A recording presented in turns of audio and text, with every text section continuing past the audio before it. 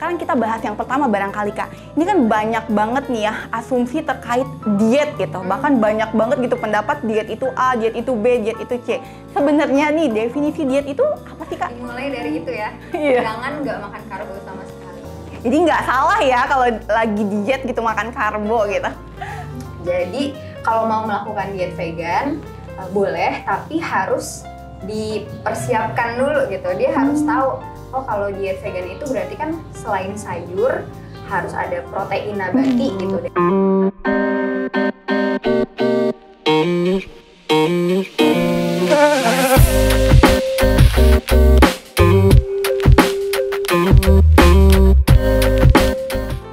Aku tertarik nih Kak. Tadi Kakak sempat notice kalau diet itu kan bukan hanya sekedar menurunkan berat badan, tapi menaikkan berat badan juga bisa dikategorikan sebagai diet ya Kak? Iya. Jadi sebenarnya diet itu apa aja sih Kak? Selain menurunkan, menaikkan, mungkin ada lagi gitu yang termasuk kategori diet? Iya, jadi tadi ya diet itu kan pola makan. Nah, ketika ada penambahan di belakang itu keterangannya, dia jadi lebih jelas gitu. Diet defisit kalori berarti untuk menurunkan berat badan. Terus diet surplus kalori berarti untuk menaikkan berat badan. Nah, ada lagi kalau orang yang punya kondisi khusus ya, penyakit. Misalnya kita punya tekanan darah tinggi, hipertensi. Nah, dietnya tuh diet rendah garam gitu. Kita punya diabetes, berarti diet diabetes yang tujuannya untuk menjaga kestabilan gula darah gitu. Untuk penyakit bisa. Iya, jadi untuk Sobat Jaksel kita dapat informasi baru lagi nih. Ternyata ketika kita berbicara mengenai diet, itu bukan hanya kaitannya dengan menurunkan berat badan aja, tapi ketika Sobat Jaksel punya problem untuk menaikkan berat badan, itu juga bisa dikatakan sebagai diet ya. Bahkan untuk diet-diet yang kesannya terkait dengan penyakit juga ada ya. Diet rendah garam, punya rendah gula barangkali ya untuk yang obesitas. Jadi sebenarnya luas banget ya definisi diet. Cuma kadang kita aja yang mempersempit kali ya. Ketika udah denger diet, oh harus turun gitu. Turun. Padahal luas banget ya. Ini luar biasa banget informasi dari Kak Ulfa. Dan satu hal yang harus dicatat nih sama Sobat Jaksel, intinya diet itu harus sehat gitu. Terkadang ketika kita ingin mencapai diet yang sehat tentunya butuh proses yang lama dan panjang gitu. Jadi jangan pernah ngerasa rugi ketika teman-teman melakukan diet dan itu membutuhkan waktu yang panjang. Karena apa? Kita juga mikirnya jangka panjang ya. Jadi jangan sampai diet menyiksa, turunnya cepat, tapi itu malah bawa dampak negatif ke tubuh kita sendiri. Jadi mendingan kita enjoy aja prosesnya ya. Karena sesuatu yang memang didapatkan dengan usaha yang keras itu pastinya ngasih kayak kesenangan pribadi juga untuk kita ya. Dan jangan sampai dietnya itu kayak craving gitu ya Kak ya. Karena ketika memang kita implementasiin diet seperti itu, akan ada saatnya kita balas dendam. Dan itu bisa nggak kekontrol dan jadinya naik lagi. Jadi kayak percuma aja ngelakuin diet ya. Jadi harus dicatat nih untuk seluruh Sobat Jaksel dimanapun kalian berada. Informasi dari Kak Ulfa itu harus direkam semuanya dan diimplementasiin. Barangkali saat ini lagi ada yang diet nih. Sekarang kita udah bahas terkait dengan tips dan trik diet yang sehat nih Kak. Aku udah catat juga nih. Insya Allah setelah ini aku langsung implementasiin. Oh iya ya. Supaya nggak salah-salah lagi kan ya. Sekarang kita bakal bahas terkait dengan masalah usia produktif. Kan diet itu rata-rata dilakukan saat ini ya sama wanita-wanita, meskipun sebenarnya ada juga nih lelaki yang melaksanakan diet. Terkadang mayoritasnya kan wanita-wanita karena memang tujuannya itu adalah pengen pretty girls gitu. Pengen kayak artis Korea gitu kan, yang punya kaki jenjang gitu. Iya gitu. Nah, mereka melakukannya di usia produktif yang notabene memang masih membutuhkan banyak banget nih asupan gizi. Kita berbicaranya ketika mereka melakukan diet yang salah nih Kak. Nah, menurut Kakak nih sebenarnya relasi gitu ketika diet yang salah itu dilakukan oleh mereka yang berusia produktif dengan yang non produktif, itu sebenarnya impact-nya itu lebih kerasa yang mana gitu? Oke. Sebenarnya kalau impact atau dampaknya gitu, konteksnya dampak negatif ya berarti ya. Iya. Gitu. Itu baik di usia produktif ataupun yang sudah lansia mungkin ya, kalau udah nggak produktif juga, itu sama-sama bahaya. Tapi balik lagi nih, khususnya untuk wanita gitu ya. Ketika kita ada di usia produktif, terus kita diet ekstrim gitu, kita nggak makan variasi makannya cuma itu aja deh, yang penting turun berat badan. Gitu. Satu, kekurangan gizi udah pasti tuh, kurang gizi kan. Nah, sementara tubuh kita itu juga akan dipersiapkan untuk menyambut kehidupan baru kali ya. Jadi kalau untuk ciwi-ciwi nih yang ingin punya anak, itu kan pasti akan hamil gitu. Nah, hamil itu kan pada saat usia produktif juga kan pastinya gitu. Ketika pas hamil dia kurang gizi, nanti anaknya itu jadinya kasihan gitu, karena kan anaknya hanya bisa makan dari apa yang ibunya makan. Cadangan energi, cadangan zat gizi ibunya itu gimana itu menentukan perkembangan si anaknya. Mungkin lebih ke situ ya kalau ngomongin di usia produktif khusus wanita gitu. Tapi kalau misalnya secara umum, ketika kita diet yang salah gitu di usia produktif, ya kita bisa jadi nggak produktif. Nggak produktifnya tuh bukan cuma kayak capek atau lelah, tapi kalau kita jadi gampang sakit atau malah karena penyakit apa ya, misalnya karena pokoknya makannya pingin dikit aja, tapi dia jadi sering jajan-jajanan yang cepat saji gitu, makannya cuma sekali 2 kali yang cepat aja deh gitu, atau yang frozen gitu, terus tekanan darahnya jadi tinggi, dia punya hipertensi padahal dia masih muda gitu. Jadi yang harusnya nih waktunya bisa dipakai buat kerja, bisa buat olahraga, bersosialisasi, ini harus rutin cek rumah sakit, terus juga waktu untuk izin dari kantor jadi lebih banyak, jadi nggak produktif gitu. Aku tertarik nih Kak, terkait dengan mempersiapkan kehidupan yang baru. Karena ketika seorang wanita gitu, apalagi di usia-usia produktif, teridentifikasi kekurangan gizi dan nutrisi, dan kita kaitkan lagi gitu untuk mempersiapkan kehidupan yang baru. Saat ini kan kita lagi gencar-gencarnya nih Kak ya, terkait dengan persoalan pembangunan yang saat ini memang lagi difokuskan terkait dengan stunting. Nah, ini menurut Kakak apakah ada juga gitu kaitannya dengan stunting yang mungkin nanti bakal dirasakan gitu oleh wanita-wanita hamil yang memang akan melahirkan anak gitu? Iya, jadi stunting itu mungkin kalau orang banyak taunya ini dari bayi gitu kan, padahal jauh sebelum udah ada janin gitu ya, udah ada bayi, itu harus kondisi ibunya itu harus fit dulu, status gizinya harus ideal dulu ya, nggak boleh kurang gitu. Karena biasa kalau hamil kan kita cek dulu tuh ya, mau nikah deh kita kan cek dulu tuh ya kan, ke puskesmas atau rumah sakit gimana nih status gizinya, lingkar lengannya juga, karena itu bisa jadi salah satu indikator ini cewek kurang gizi atau enggak gitu. Nah, terus tadi balik lagi, apakah berhubungan stunting dengan hamil itu ya?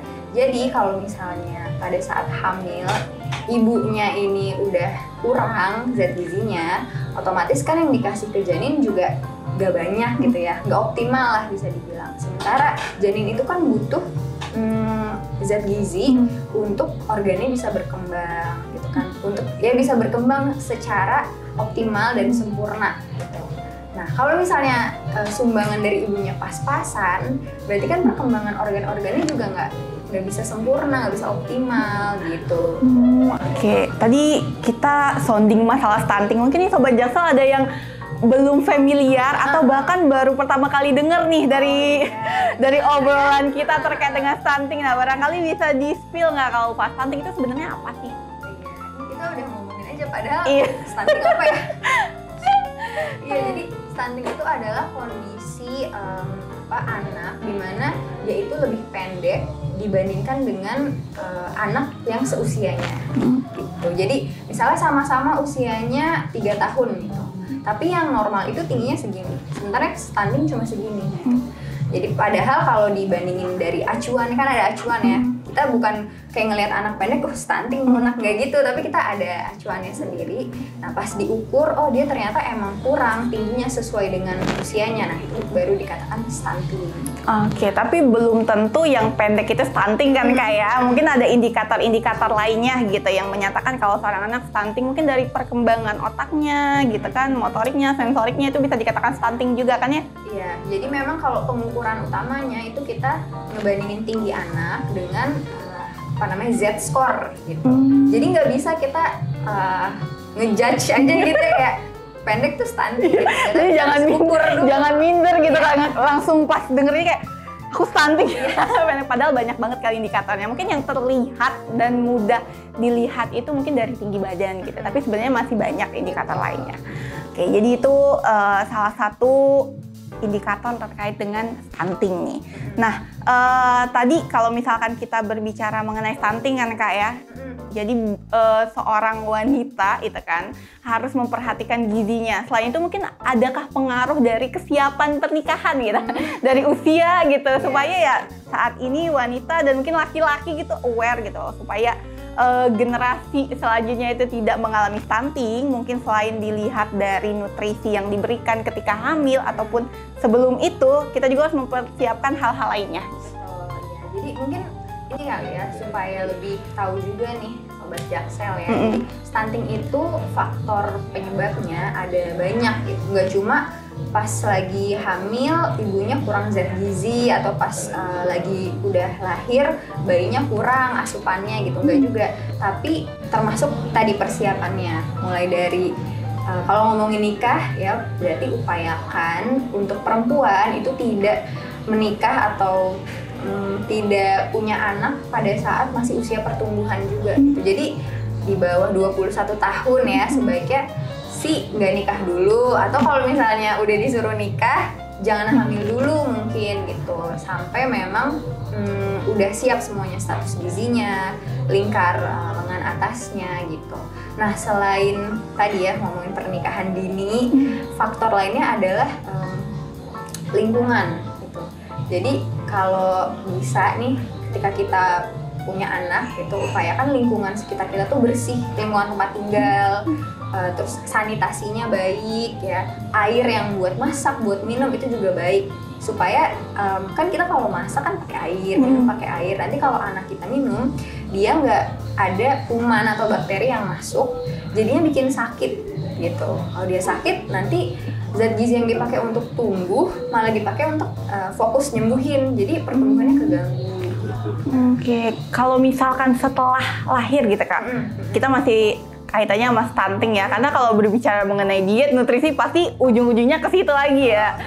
Stunting gitu, ini kan kita berbicaranya terkait dengan langkah preventif barangkali sebelumnya ya. Nah setelah misalkan nih lahiran gitu kan, gizi yang diberikan ke anak kan sekarang banyak banget nih mayoritasnya ya, kayak asumsi yang mikir kalau lagi hamil tuh misalkan nggak boleh makan ikan gitu, ntar anaknya amis gitu.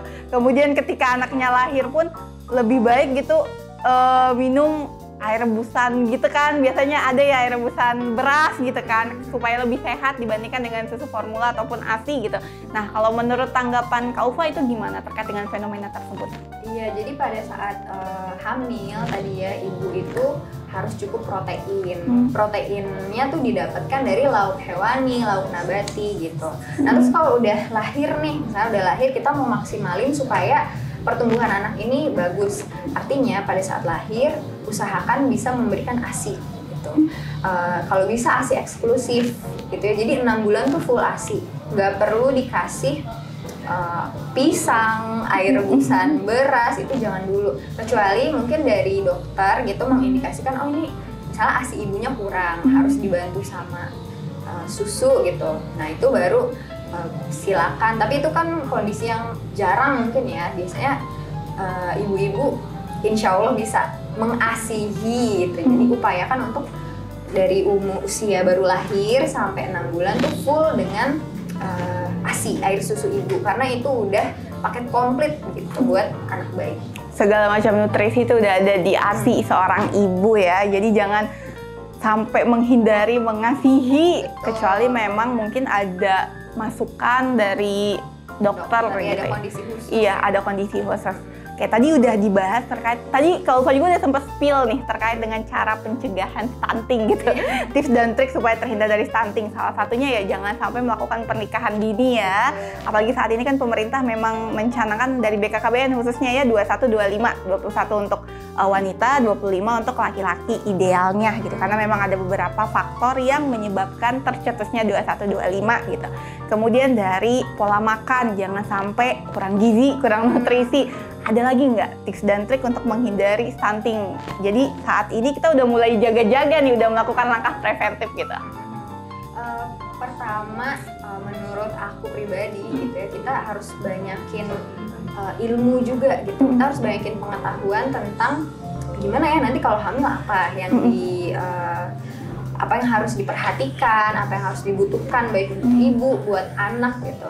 Dengan kita menambah pengetahuan, jadi kita tahu oh saya harus gini gitu. Tadi termasuk persiapan sebelum pernikahan, persiapan sebelum hamil gitu. Dan kalau ngomongin persiapan sebelum pernikahan, nggak hanya status gizi gitu ya, nggak hanya perempuannya, tapi mungkin buat para cowok-cowok juga gitu ya, pertimbangannya harus matang, apalagi kalau mau punya anak gitu.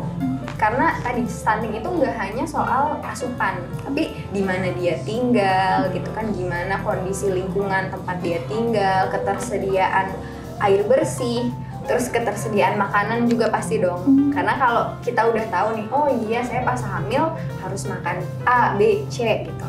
Tapi kalau misalnya nggak bisa beli misalnya, atau nggak bisa ngeakses makanan tersebut, kan jadinya juga sama aja. Oke, jadi banyak faktor ya kayak baik internal maupun eksternal. Betul. Memang benar-benar harus diperhatikan dan dipertimbangkan semaksimal dan sematang mungkin. Ya, Kak Ulfa, makasih banyak nih informasinya dan gak kerasa ternyata waktu kita udah habis, padahal aku pengen banget nanya banyak Kak Ulfa. Barangkali nih untuk Sobat Jaksel yang masih penasaran dan juga pengen banget konsultasi, bisa langsung aja ya notice kali-kali yang di depan ya kayak Dietela. Jadi bisa langsung hubungi Kak Ulfa itu lewat Dietela. Mungkin untuk terakhir nih Kak Ulfa, ada nggak yang pengen disampaikan untuk seluruh Sobat Jaksel yang lagi menyaksikan obrolan kita pada siang hari ini? Untuk Sobat Jaksel, khususnya ciwi-ciwi ya, gitu, aku harap sih jangan melakukan diet sembarangan ataupun semata-mata untuk punya badan yang kurus atau langsing gitu. Karena kalau kita kurus atau langsing tapi kita kurang energi, kurang zat gizi, jadinya juga nggak baik untuk kedepannya. Itu baik untuk diri kita ataupun nanti untuk anak kita gitu. Jadi sekarang nih dietnya seimbang aja gitu. Dan kalau memang butuh bantuan gitu, nggak tahu nih ngelakuinnya caranya gimana, maka seek help gitu ya. Jadi minta tolonglah kepada ahlinya atau profesional gitu. Oke, mulai dari sekarang say no to diet yang salah ya. Udah yang terlanjur salah, mohon silahkan kembali ke jalan yang benar ya. Belum terlambat. Takutnya nanti malah menyesal di akhir, di usia tua. Karena tadi udah banyak banget nih dampak-dampak negatif yang Kak Ulfa jabarin ketika teman-teman di usia muda itu melakukan diet yang salah. Aduh, say no lah. Udah mulai dari sekarang berhenti, sadar, silakan gitu ya. Untuk Sobat Jaksel yang saat ini mungkin lagi ngejalanin diet yang salah gitu, udah berhenti aja. Sayangi tubuhmu, cintai dirimu karena kamu berharga gitu. Dengan segala macam bentuk, kamu tuh cantik, kamu tuh ganteng. Jadi harus bangga ya ke diri sendiri ya. Oke. Makasih banyak nih Kak Ulfa untuk ilmunya. Seneng banget bisa ketemu sama Kak Ulfa siang hari ini dan banyak banget dapat informasi yang tentunya bermanfaat banget untuk aku dan juga Sobat Jaksel yang lagi menyaksikan obrolan kita pada siang hari ini. Dan untuk Sobat Jaksel, nanti kira-kira di obrolan selanjutnya kita bakal bahas apa. Pokoknya standby terus, stay tune terus ya. Dan jangan lupa selalu kepoin Instagram kita indihome.telkomjaksel untuk dapat informasi-informasi yang menarik. Akhir kata, aku Dila dan juga Ulfa. Kita pamit undur diri. Sampai ketemu di obrolan selanjutnya. Bye-bye.